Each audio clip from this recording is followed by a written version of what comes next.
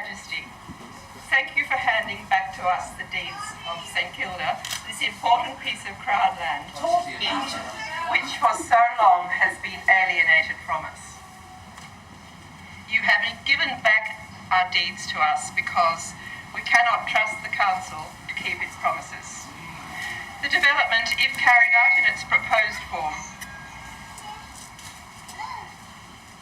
ensures that this land will not only remain alienated from us, but its sheer size will cause enormous, mostly negative and irreversible changes to our St Kilda. I would like to make 4 points why we must all work to reduce the size of this gross overdevelopment.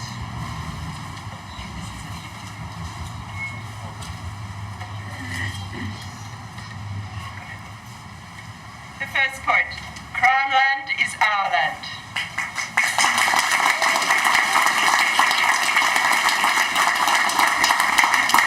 Commercial activities on Crown land are intended to support the primary activity of the site, not form its entire use.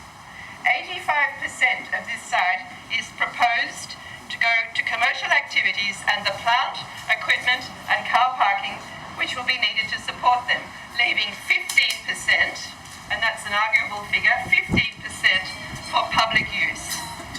That is most probably an overstatement. 15% is not what we wanted to see or not what we were promised. My second point, overdevelopment. Nowhere does the Council justify this overdevelopment except to state glibly that the people want it. It will bring jobs to St Kilda. It will pay for restoration of this heritage-listed Palais Theatre. Proposed commercial activities on the site include, as Her Majesty said, 180 shops, 30% national chains and smaller chains, a supermarket, 5 late-night licensed club venues, a hotel, a fitness centre, a TAFE, a cinema complex, and other freestanding buildings. The Palais Theatre will be refurbished and a new Linden Gallery will be built opposite the Palais on the slope, where the slope is now. Most of the shops will be underground. We will lose these grassy slopes. They will be replaced by landscaped areas which will actually slope up from the level of the upper esplanade. For much of the year, will be buffeted by bitter southerly winds, and today is a very good day to illustrate how useless a lot of that public space will be for much of the year. My third point, the impact of the development on surrounding areas. 180 new retail shops will have a dire effect on the traditional qualities of Ackland and Fitzroy Streets.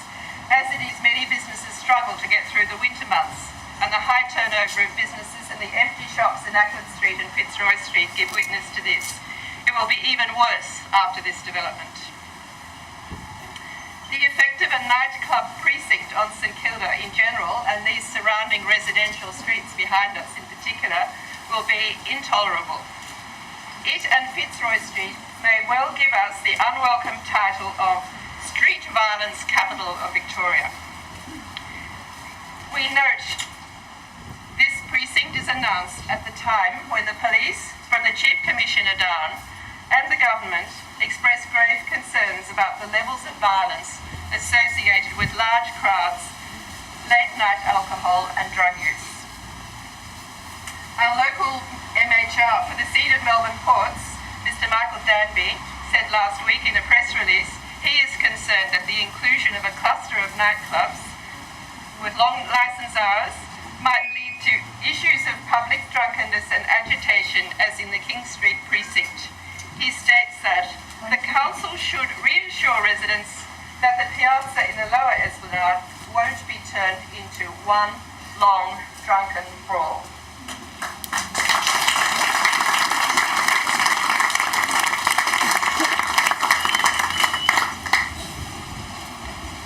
One needs a special technique for a megaphone. It's not one that I've ever had to learn.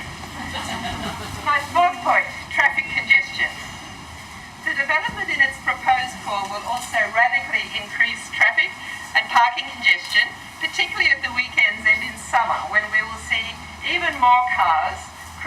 around vainly trying to find a park for hour after hour.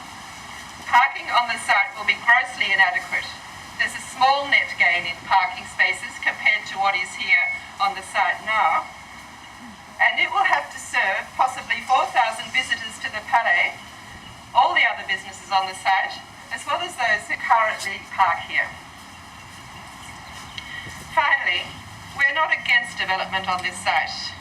We would like to see this land as a place for residents and visitors, where there's a large amount of well-landscaped open space, where there is space for open-air concerts and other performances, which caters for a variety of age groups, activities and pockets.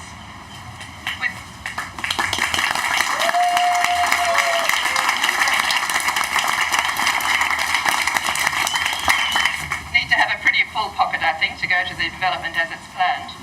With some retail activities to cater for residents and visitors, with a rejuvenated Palais Theatre, the restorations paid for by the state government, which owns it, has neglected its responsibility and should be responsible for it.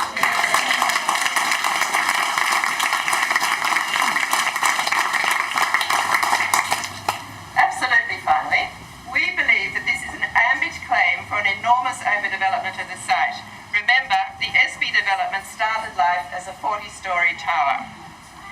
We too must be successful in our bid to reduce the size of this development down to 1/3.